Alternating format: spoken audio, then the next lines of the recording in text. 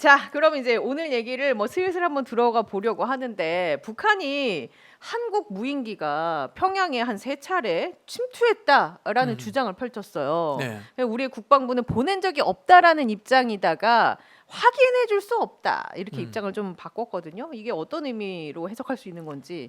보냈다라는 거죠. 음. 이른바 이제 전략적 모호성 NCND라고 하는 건데 원래는 이렇게 하는 게 맞아요.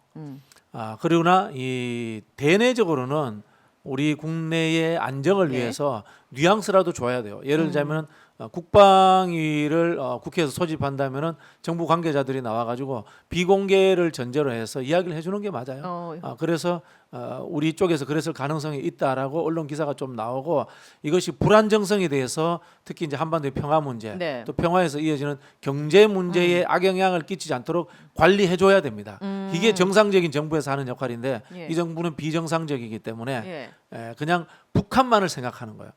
북한이 한 만큼 우리도 응징해준다라는 그 아주 아메바적 생각에 빠져 있기 때문에 우리 국내와 그다음에 우리 자유민주주의 국가들 간의 경제적 관계 이거는 배려 안 하는 거예요. 그래서 윤석열 정부의 외교안보실이 편향된 엉터리라고 이야기를 하는 거예요. 전략이 부재하다. 전략이 부재한 게 아니라 해서는 안 될 사람들이 하고 있는 거예요. 극단적인 생각을 갖고 있는 사람들, 예. 이념 성향이 강한 사람들, 그리고 경제와 외교 통상을 전혀 모르는 사람들이 외교안보실에 있기 때문에 이 모양이 된 거예요. 예. 아니나 다를까 어제 신원식 국가안보실장이 이런 북한의 여러 가지 연관된 상황에 대해서 북한이 자살을 결심하지 않을 것 같으면 전쟁을 일으키지 못할 것이다. 이런 발언도 했거든요. 속마음으로 그렇게 생각해도 되는데 요 이야기는 어디서 해야 되냐면 전방 초소에 있는 소대장이 해야 되는 이야기예요. 북한이 도발한다면 단순간에 적의 괴뢰 도당을 때려 부수고 할 수 있는 수준의 이야기를 하는 사람이 안보실장에 앉아 있으니까 지금 네. 나라가 이 모양인 거예요. 네. 자격이 되지 않는 사람들, 해서는 네, 안 될 네. 사람들이 국가 요직을 차지하고 네네. 있다. 외교안보실장이 군인이 해도 돼요. 그러나 경제를 알아야 됩니다. 외교관이 해도 돼요. 그러나 경제를 알아야 됩니다. 실익을 따질 수 있어야 되기 그렇죠. 때문에. 경제인이 앉아 있어도 돼요.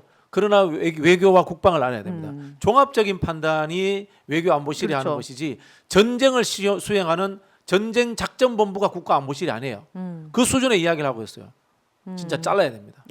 바로 잘라야 된다라고 임명된 지 얼마 되지도 않았는데. 그리고 생각 수준 자체가 이거 아니에요. 북한이 뺨 때리면 우리도 뺨 때린다. 그렇죠. 이걸 이른바 이제 치킨 게임이라고 하거든요. 네.